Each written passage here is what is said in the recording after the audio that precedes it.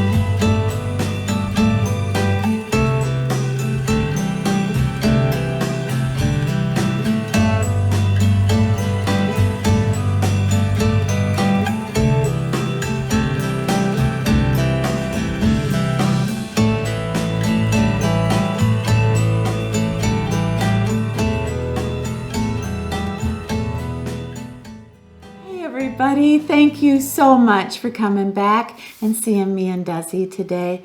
I hope you had a good week. How you doing? Well, this week I want to do a video about what it's like being a woman our age and facing some of the things that we face. But were we prepared? Were we ever told when we were growing up that life would be the way it is right now? Maybe even 10 years ago. Did we read articles about what our life would be, the challenges that we would face? Were we warned? Did anybody ever tell us that life was going to be the way it is right now? That's what I want to talk about. Now, I talked about this very same subject about a year and a half ago, and the video got over 100,000 views. Why? Because it was so wonderful? No. I think it was the subject. The subject that so many of us feel that, well, we're kind of walking an uphill battle of trying to figure out what the heck is going on. And I think today we can kind of dig in and decide, which way are we going? Is it working? And were we truly prepared? And how can we fix it if we weren't?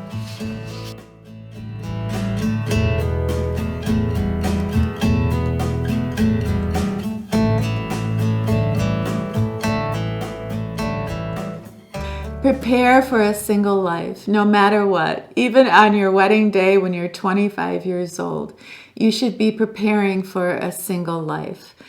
I talk to some of you lovely ladies every single day, and either you are living a single life and feel a little overwhelmed because your husband passed away, or perhaps a divorce happened, but you're dealing with it and you have felt extremely unprepared. And that always reminds me of when I was growing up, and my mother always said the most important thing is to get married and to always put your husband first.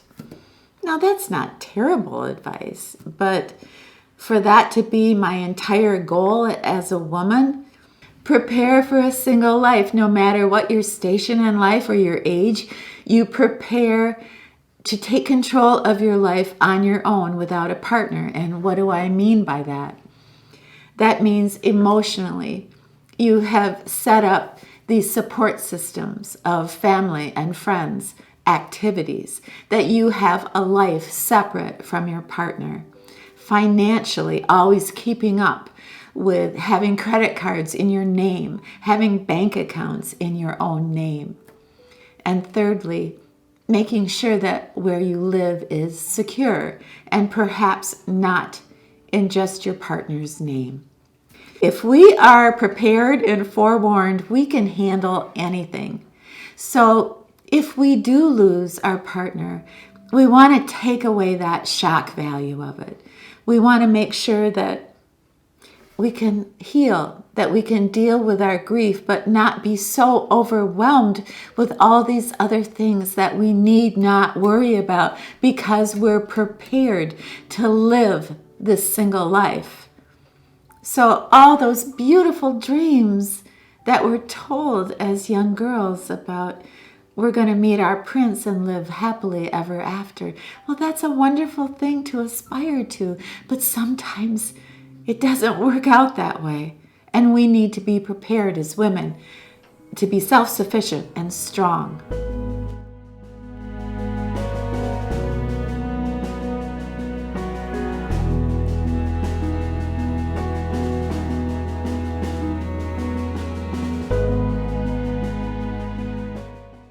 Realizing our potential. So many people will say, well, your life is over. 60, 65, 70, forget it. You're on the back nine of your life, right? And you're slipping. Oh, yeah, I mean, I have felt that way myself. I don't remember where I put my keys. I can't remember the singer of that song. Oh, that was a great movie. What was that movie called? And I start thinking, am I slipping? And I start to worry for a second. And then when I researched it the last few years, I feel so good and so confident about what is going on with me mentally. You probably already know this, but there's two types of intelligence. There's the fluid intelligence that we have, which does decline with age. And that's the intelligence that, if somebody gives us a new phone, then we have to learn how to work the phone, or they give us a smart TV and we're pulling out our hair because we can't figure out how to work it. I'm just speaking for a friend there. Anyway, that's fluid intelligence. So that does decline with age, but we make up for that with crystallized intelligence. Our crystallized intelligence, it just shoots off the roof. It's so intense. And crystallized intelligence is the recall of everything we have learned in our life. Every lesson learned, the easy way or the hard way. Every bit of information that has helped us in our life, we have tucked it away and we can recall it like that.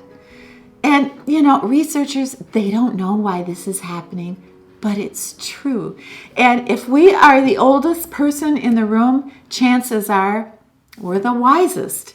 And if there's a problem to be solved, we're the first ones to come up with a solution because we have this amazing crystallized intelligence. And it's beautiful, and I love it. It's the best thing about getting older.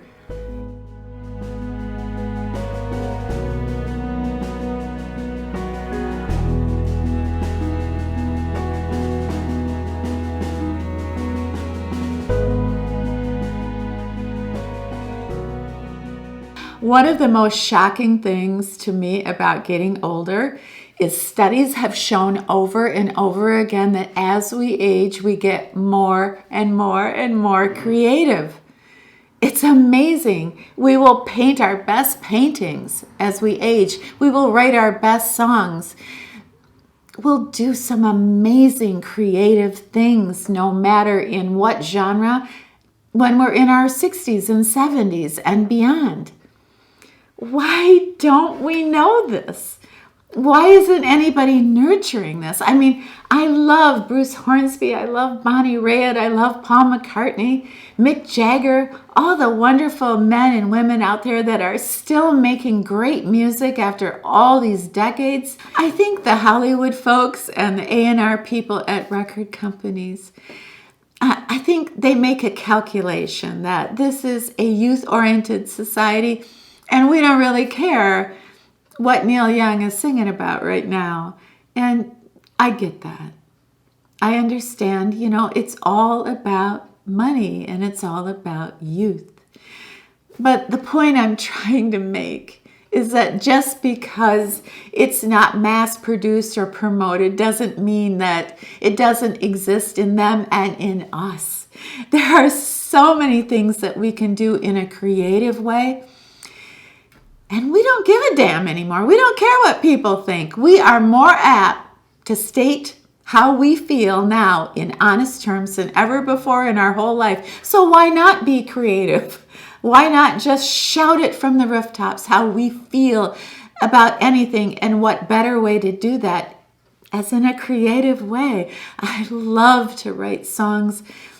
I just started writing a book out of nowhere, and I love it. It's so creative. People say, well, where do you think you're going with that book? You think anybody's going to publish you at 70? Well, yeah, maybe.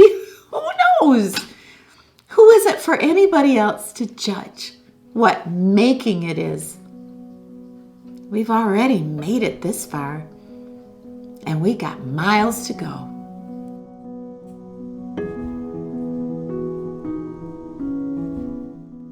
Have so much emotion inside. They feel so intensely about so many things, but they hold it inside. That's why being creative is so important.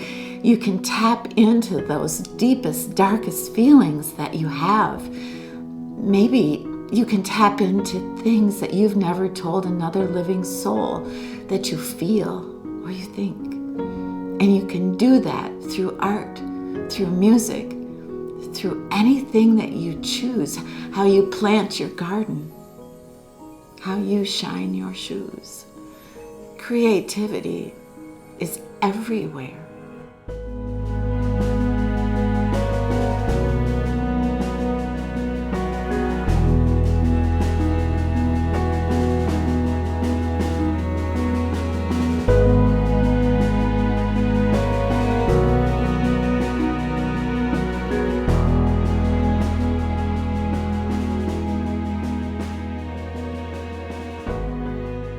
When we're young, we are so self-absorbed. Everything is about us and our feelings and our love life, and you name it, it's all about us. But as we get older, it's rarely about us. The more time we spend thinking about other things other than ourselves is basically the recipe for us being happy. I mean, there are going to be times when you're getting older, you're going to feel sad. You're going to feel a loss of things maybe that you used to do. You know, you tell your body to do something and it would do it, and now your knees aren't listening to you anymore. But one of my very favorite things about this age is X-ray vision. That ability that we have to look at a person and know what they're thinking, perhaps know their motivations. You know, they've done studies, and younger people are more likely to be taken in by a scam online than people our age, 60, 70, 80. You see? There's something special about this age. I remember I used to sit in a room and there'd be some loudmouth going on and on, bragging about their life. And I'd think, what an ass. Jeez, I can't stand that person. But you know, now, that same obnoxious human being, I look at the way their eyes move. I look at what they're doing with their hands. I see that glance downward for a second. I can see into their heart. I can see what makes them so broken and vulnerable that they have to toot their own horn to the whole room. Hey, I'm here. See, I'm a success. You're not making me feel like a success, so I'm going to cram it down your throat. That I really think a lot of myself when in actuality, I think I'm nothing. I see that, and in that person that I would normally think was an ass, I see a person with potential, a person that could be so much more if they just believed in themselves. An open heart, an open mind. It's so much easier to be kinder when you're older because you see into the hearts that everything that makes us human, we understand it, we feel it. So, X-ray vision into the hearts of others is one of the most precious things that I have acquired as I have aged. And I wouldn't trade it for the world. Even that perfect bikini body. Now, who brought that up? Do you have X-ray vision? If you're here, I bet you do.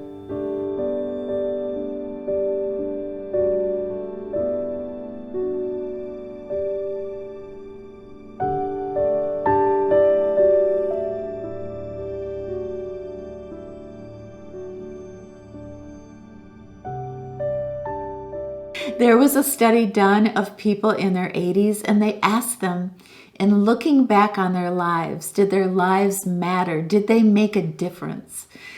And only 1 in 7 of those people said yes, their life had purpose, and that the world was better off because they lived. 1 in 7. And when I read that, I cried. I couldn't help it. I just sort of fell apart. It made me so sad that somehow they were excelling in all these areas in their life, but when it came right down to their self-esteem, how they felt about the people around them, their family, their friends, had they made a difference? They felt they had not. The movie, It's a Wonderful Life, George Bailey, isn't that what that whole movie is about? He felt his family would be better off without him. So it broke my heart. And I do have to try harder to realize that I do make a difference and you make a difference. People love you. People you don't even know. People admire you. And you don't know who they are. Some people, they love us so much, but we're not in their life anymore. They don't talk to us, but that doesn't mean they don't love us still. Maybe the most 5 powerful words we can say to somebody is, I am proud of you. I am so proud of you. I want to give you an example of what I'm talking about here.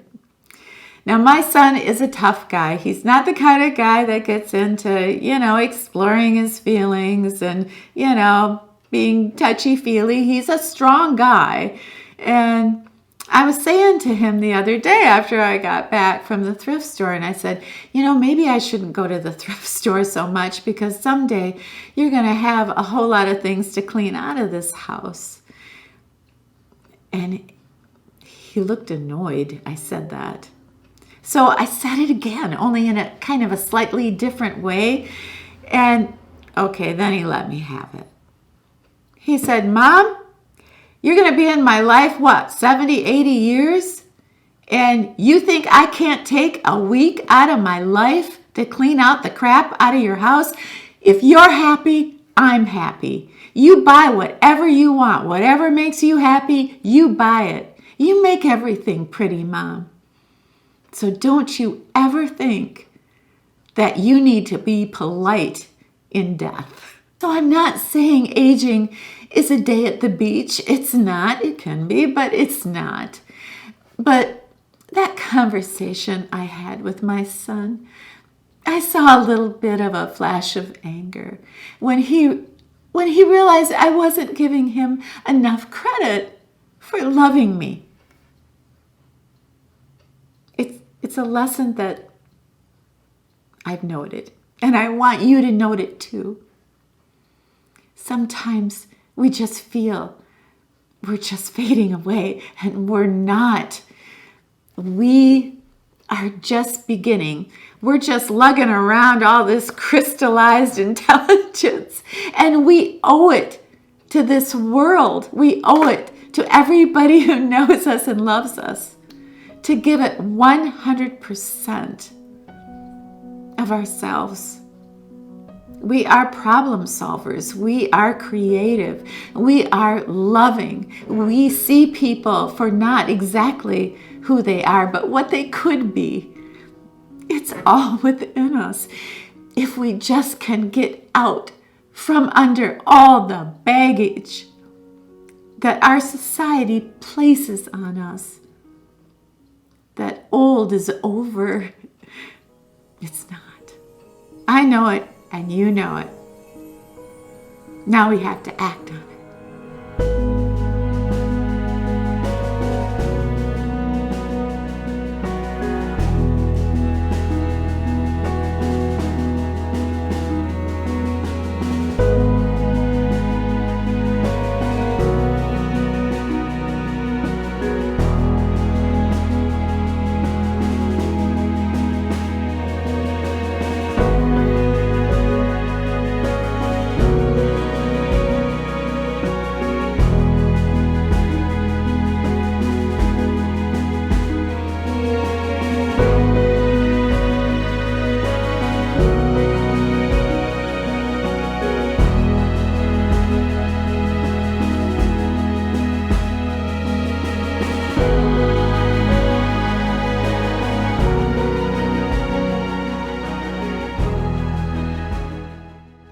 Amongst all the signs that things are coming to an end, it's my basil.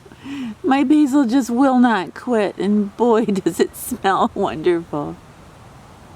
Hey everybody, thank you so much for hanging out with us today. I really loved every minute of it. I really loved filming this video today. If you get time down below, could you share maybe, did you feel prepared to what you were going to face after 60? I would just love to know. Thank you so much for being here today. Please have yourself a wonderful, happy, brand new week. And when you're done with your week, oh yeah, you come back and see me and Desi, okay? All right, it's a deal. We'll be here.